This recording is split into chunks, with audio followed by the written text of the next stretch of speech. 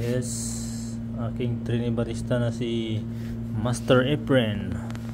So guys, mag-umpisa kami ngayon guys, no, sa aming season. Master Efren, gagawa siya ng 18 grams of beans, ground beans. So dadagan ng konti para magiging 18 grams ang ating standard procedure. So ayan na. Okay, first distribute muna natin, tapos itatamp na natin ng maayos. Ayos na ba siya? Okay, level na ba yung tamp mo? Okay, good.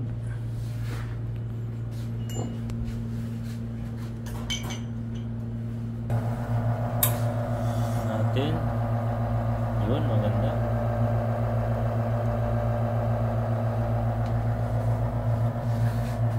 Ayos.